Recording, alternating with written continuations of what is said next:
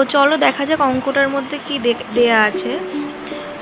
A mild steel tube 4 meters long, 30 mm internal diameter and 4 mm thick is used as a strap with both ends hinged. তো এখানে বলা আছে মাপগুলো দেয়া আছে এবং কি বের করতে বলেছে, ফাইন্ড দ্য কোলাপসিং লোড, এবং এখানে ই এর মানটাও দেয়া আছে। ই এর মানটা কত দেয়া আছে, 2.1 × 10⁵ নিউটন পার mm স্কোয়ার। তো এখান থেকে আমাদের তাহলে কি বের করতে হবে, ফার্স্টে তাহলে আমাদের মোমেন্ট অফ ইনার্শিয়াটা ক্যালকুলেট করে নিতে হবে। সেকশন বেসে মোমেন্ট অফ ইনার্শিয়াটা ক্যালকুলেট করে নেব। তো চলো দেখি মোমেন্ট অফ ইনার্শিয়াটা কত বেরোয়। তো এখানে আমরা লিখব মোমেন্ট অফ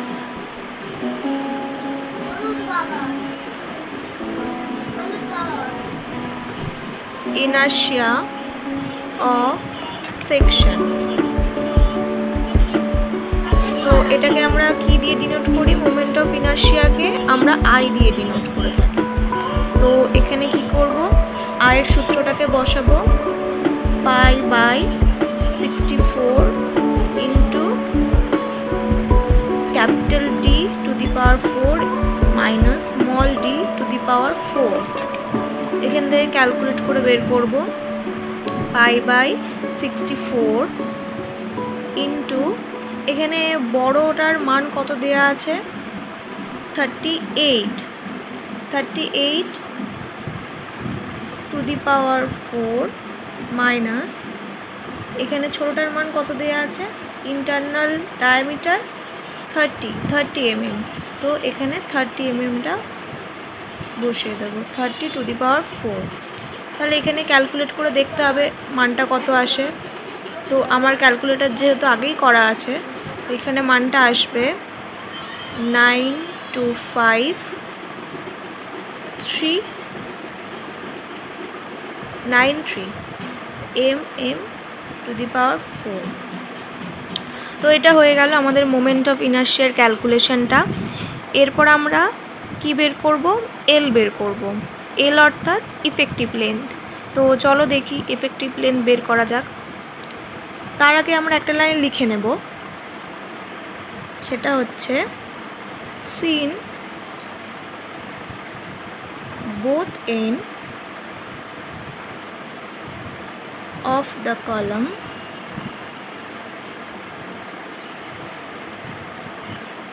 are hinged। যেহেতু কোশ্চেনে বলা আছে বোথ এন্ড আর হিঞ্জ, তো আমরা এটা লিখে নেব আগে। তারপরে আমরা কি বের করব বললাম, এল বের করব। তো ইফেক্টিভ লেন্থ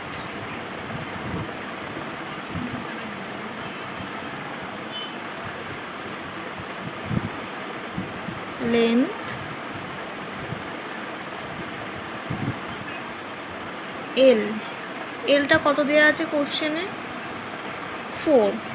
তো আমরা এখান থেকে 4 লিখব।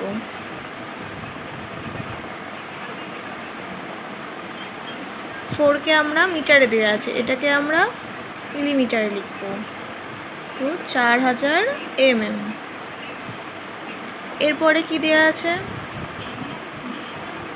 এরপরে আমাদের কি ক্যালকুলেট করতে বলেছে দেখতে হবে। এখানে কোশ্চেনে কি দেওয়া আছে, কোলাপসিং লোড বের করতে হবে এবং ই এর মানটা দেয়া আছে। তাহলে আমরা এখানে বের করে ফেলব। তাহলে collapsing load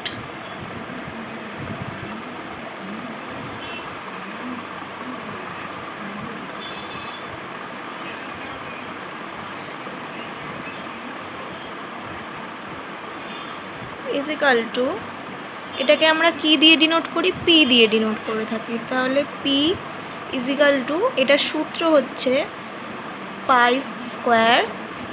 EI by L square. তাহলে আমরা সব কটার মানই জানি, আমরা এখানে বসিয়ে দেব মানগুলো।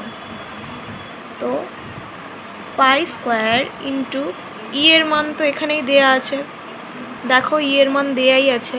তাহলে আমরা এই ই এর মানটাকেই বসিয়ে দেব এখানে।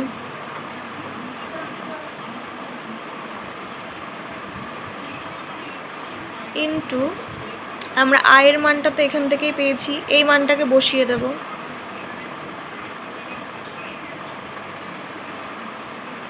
By L square, L square 4000 বের করেছি, 4000টাকে স্কোয়ার করে বসিয়ে দেব।